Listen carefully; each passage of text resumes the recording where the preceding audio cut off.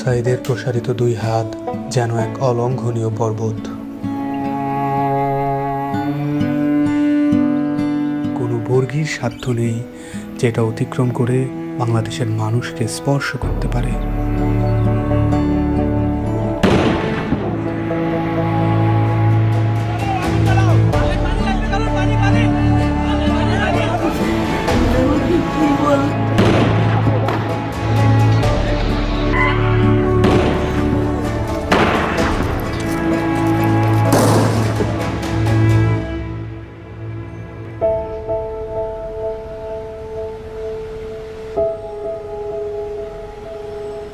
জুলাইয়ের পর থেকে এই বাবা প্রতিদিনই রাস্তার আশেপাশে হাঁটাহাঁটি করেন।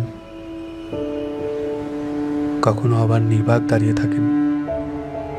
উনি সামনের দিকে তাকিয়ে থাকেন, কিন্তু আসলে কোনো দিকেই তাকান না।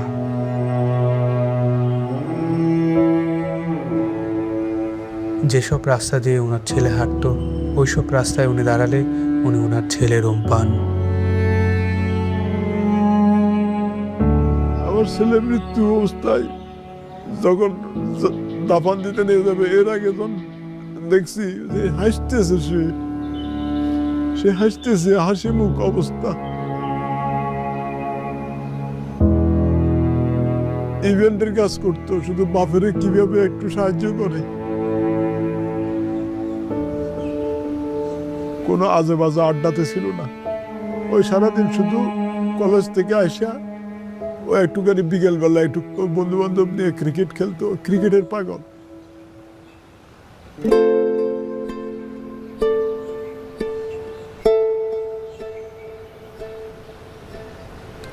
যে আমার পায়ের পাতা আছে এরকম একটা অনুভূতি হতো, কিন্তু আমি যখন হাত দিতাম তখন থেকে আমার পায়ের পাতা নেই, এরকম একটা প্রচুর অনুভূতি হতো। আমি অনেক কান্না করতাম। এই ব্যথার চেয়ে আমার ওই অনুভূতিগুলো আমার বেশি হতো, যে আমার পা আছে, আমি যখন হাত দিই তখন থেকে আমার পা নাই।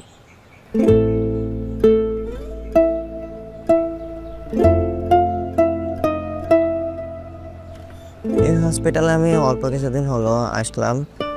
পা দিয়ে নতুনভাবে হাঁটা শিখতে আসছি, মানে ছোটকালে যেভাবে হাঁটা শিখেছে মা, ওই রকমের এখানেও হাঁটা শিখাচ্ছে আর কি।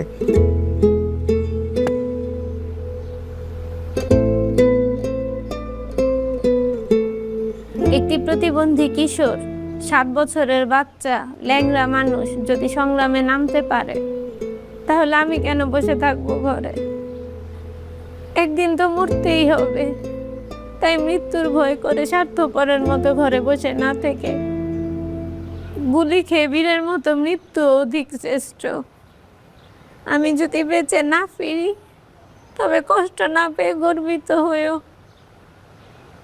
জীবনের প্রতিটি ভুলের জন্য ক্ষমা চাই। আনাস।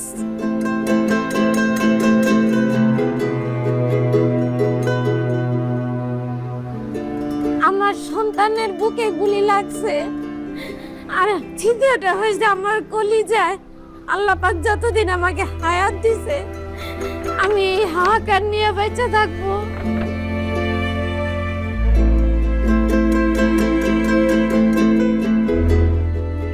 বাবা আসলে আমাদের একটা কিছু না, কিন্তু চকলেট নিয়ে আসছে। পিউ বাবা নাই বাড়িতে, যখন বাইরে গেছে আর পুলিশ এসে ওকে ঘুরে মেরে দিছে।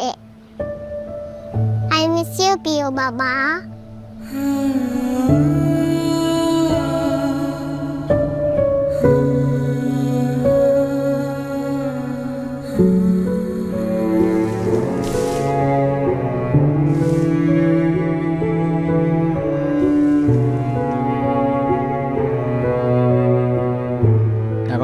চেম্বারের মধ্যে বক্তব্য দিছিল যে আমরা কোনো সরকার বিরোধী আন্দোলন নয়, আমরা নিজের অধিকার আদায়ের জন্য বলে বলা করার পরে পমেল বড়ুয়া ওই ছাত্রলীগের লিডার আসছিল, তাই সেই গলা চিপি ধরছিল, গালমুখের থাপড় মারছে। এখন ওই জন্যই আর জেদ ধরে শহীদ হলো কি এখন ওটার ব্যাখ্যাটা আর আমি জানি না।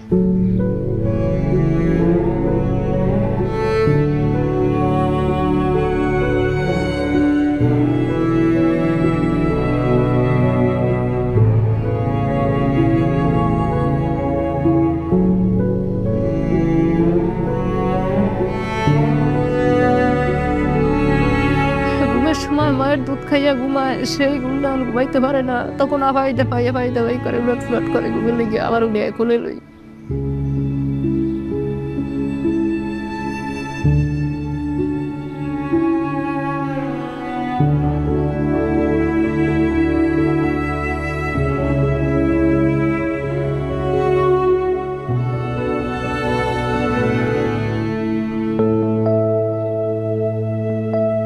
এখানে এসে যখন দেখি যে এখানে সবসময় ভাইয়া পড়াশোনা করতো, এই বিছানাতে থাকতো, এখন যখন দেখি ও নাই তখন একটা শূন্যতা কাজ করে মনের মধ্যে। খারাপ লাগে যখন দেখি যে ভাইয়া এই রুমে নাই।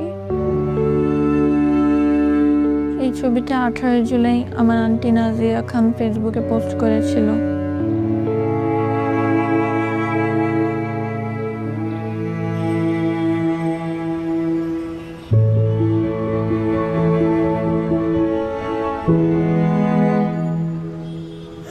আজ কতদিন আমার ছেলে আমার মা আমার মাও কয় না, আমার বুক হয় না, কয় না মা বাপ বেড়ে দে।